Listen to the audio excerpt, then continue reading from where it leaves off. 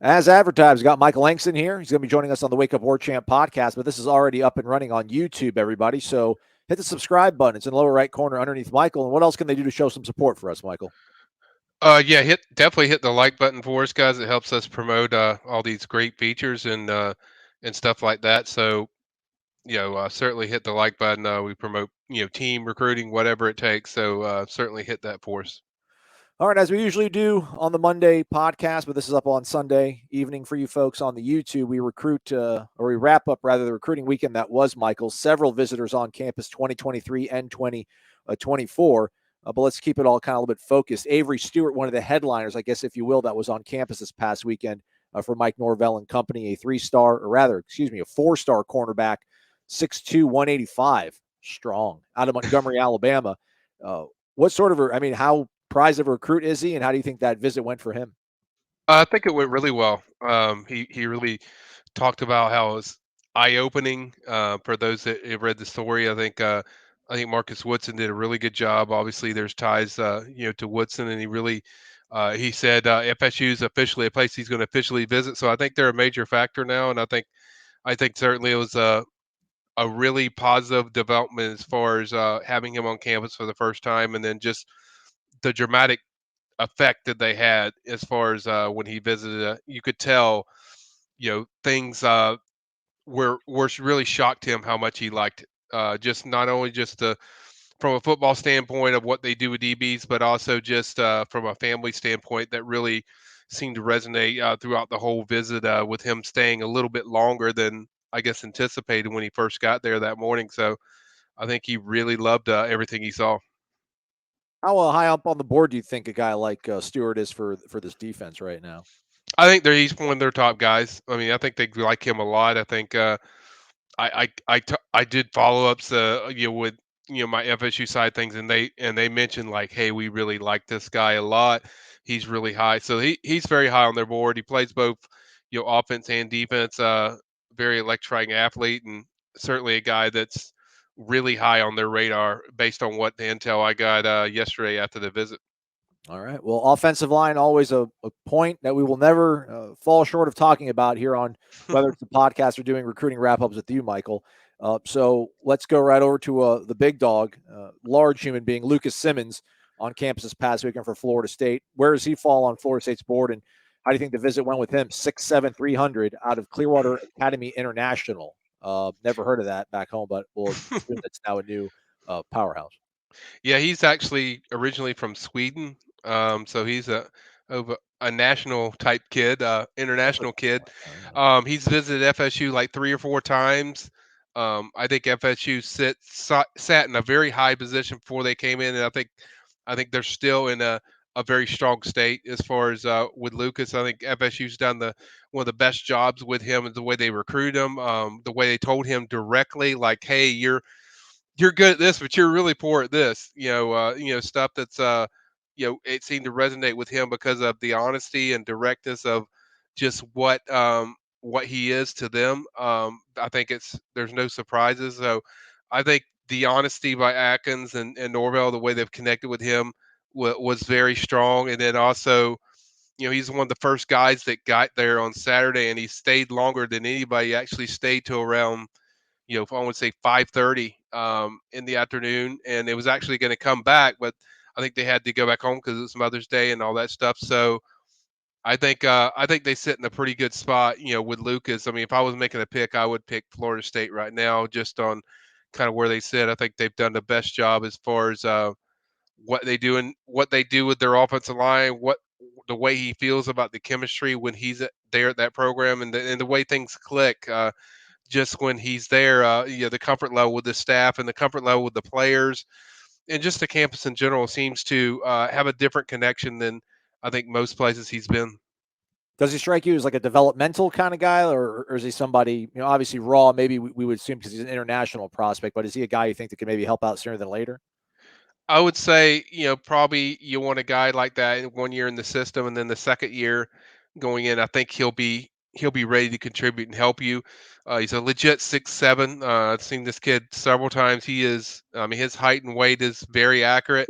So I think it's more about 1 year thing. You get him for 1 year, and then after that second year, once he gets the technique stuff down, like cleaned up, I think that's where he can really stand out. But he's been very good at a lot of camps that he's already done. So he's certainly, the technique is starting to catch up to, the hand placement, the foot speed. It's there, but the technique is something that he's really honed in on, and certainly there's a dramatic change, a solid change from what he was a year ago with the technique compared to what he was a year ago. So I think that's changed, and as long as that technique keeps coming along, I think it's a question we probably gonna have to answer at the end of the year, as far as, is he gonna be an immediate guy, or is he gonna be, a guy that's in the system for a year? I would stick with just the year, and then in the following year, I think he's gonna be ready to help you. But certainly, you can't teach size, you can't teach length and range of what this kid has, and he would bring a lot to that offensive line. What about tight end? They've got plenty of numbers there, but maybe a more dynamic sort of prospect has emerged for them on their recruiting board for 2023. Yeah, they're always looking for tight end. We talked about that on the Sunday Smash of with Jeff, like, hey, I want a tight end that's kind of game changing. I think a guy they're starting to get pretty high on is Dylan Wade.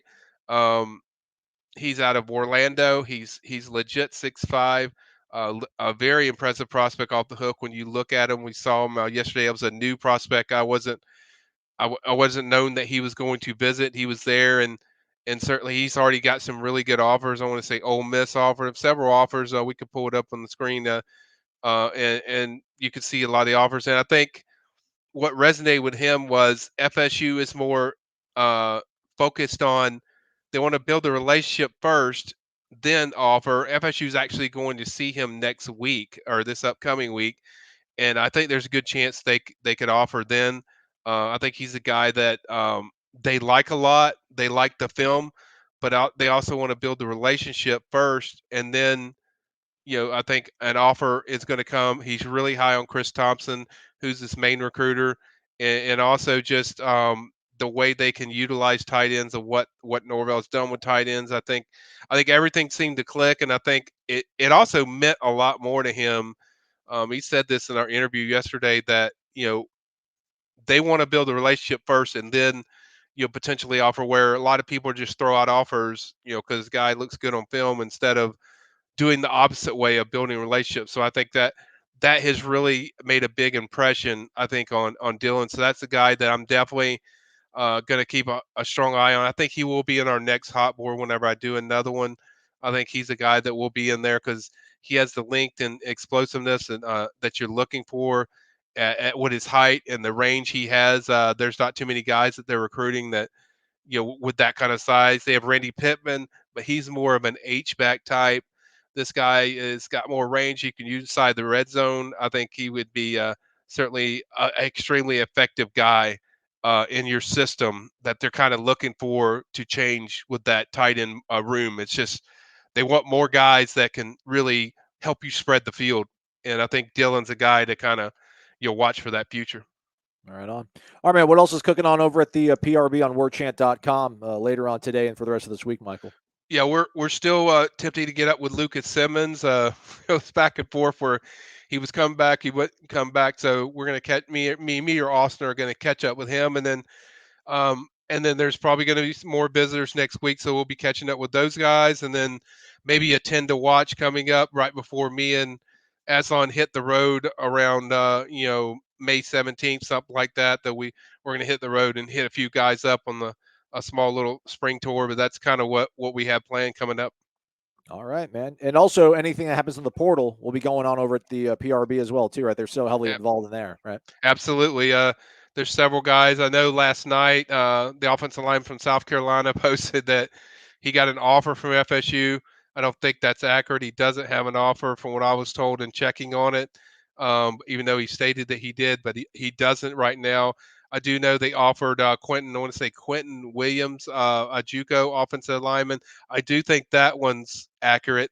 He has an offer from FSU, so that's, everyone asked me about JUCO offensive line. Well, we finally have one that they did offer, and so that's a guy I think will take a visit to FSU, likely an official. From what I was told, I'm waiting to talk with him a little bit more it kind of tells you like, it's like, hey, we want to give ourselves options because right now we're not feeling what we see in the portal yet. So they might go the JUCO route if there's somebody better that fits kind of what Atkins is looking for. So that's a message. It kind of tells me that, hey, JUCO market, they might have to go that direction if somebody else doesn't emerge. But I said this last week on our recruiting chat that they really plan to add at least one more offensive lineman, maybe multiple guys to really solidify that position. So this kind of points to that they're serious about it, and they're likely going to add another one. All right. Thanks for the information as always, Michael. We'll check you out over in the PRB. You got it.